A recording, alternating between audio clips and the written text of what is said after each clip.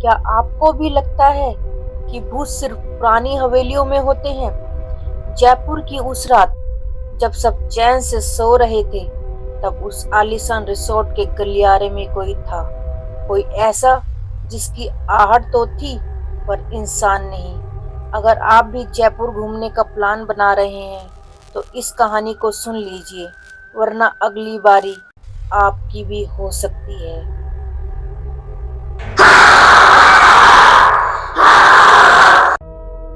नमस्ते दोस्तों, आज मैं आपको अपनी उस जयपुर ट्रिप की वो खौफनाक सच्चाई बताने जा रही हूँ जो मैंने आज तक किसी से शेयर नहीं की। ये वो रात थी जिसने मुझे यकीन दिला दिया कि दुनिया में ऐसी भी ताकतें हैं जिनसे हम अनजान हैं। जयपुर की गुलाबी शाम जितनी खूबसूरत दिखती है, ढलते सूरज के साथ यहाँ की वीरानियां उतनी ही डरावनी होने लगती हैं। हम तीन दोस्त, मैं, राहुल और समीर, जयपुर की ट्रिप में निकले थे।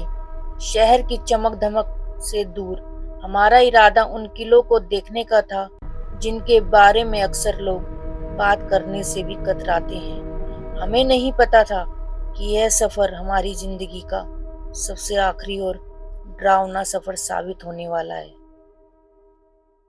रास्ते में एक बूढ़े ग्रामीण ने हमें रोका और कहा,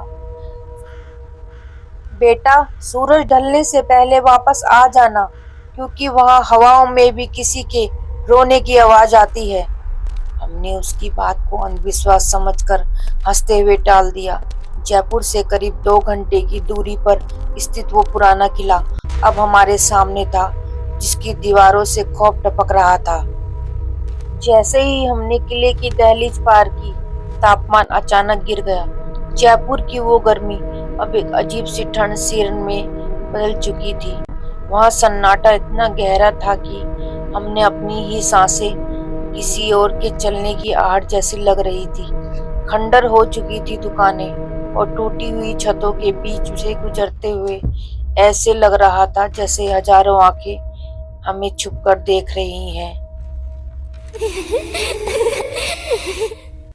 समीर अचानक रुक गया और एक पुरानी हवेली की खिड़की की तरफ इशारा किया। वहां एक औरत खड़ी थी जिसके बाल उसके चेहरे पर बिखरे हुए थे और वो हमारी तरफ देख रही थी। जैसे ही मैंने कैमरा निकाला, वो साया पलक झपकते ही गायब हो गया। हम डर के मारे जम गए, लेकिन राहुल ने कहा कि शायद ये हमारी आंखों का धोखा है। सूरज पूरी तरह ढल चुका था और आसमान में स्याह अंधेरा छा गया था। तभी किले के अंदर से किसी के पायल की छन छन सुनाई देने लगी। वो आवाज तेजी से हमारी तरफ बढ़ रही थी।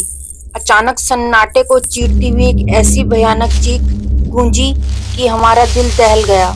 वो चीख किसी इंसान की नहीं, बल्कि किसी तड़पती हुई आत्मा की थी। अब हमारे पास रुकने का वक्त नहीं था। हम पागलों की तरह अपनी कार की तरफ भागे। पीछे मुड़कर देखा तो हवा में काले धुएं जैसा एक हमारा पीछा कर रहा था। जैसे ही हमने कार स्टार्ट की, खिड़की पर किसी के हाथ का निशान बन गया। कार की हेडलाइट की रोशनी से हमें वो बूढ़ा ग्रामीण दिखा, लेकिन इस बार उसके पैर पीछे की तरफ मुड़े हुए थे और वो डरावनी हंसी हंस रहा था। हम किसी तरह जयपुर शहर की भीड़ भाड़ वाली सड़कों पर वापस पहुंचे, लेकिन उस रात के बाद हम में से कोई भी चैन से सो नहीं पाया।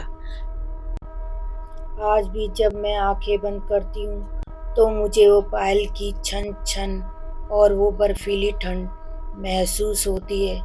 जयपुर की वो ट्रिप हमें ये सिखा गई कि हर पुरानी दीवार के पीछे सिर्फ इतिहास नहीं, बल्कि कुछ अनकहे और अनसुलझे राज भी दफन होते हैं।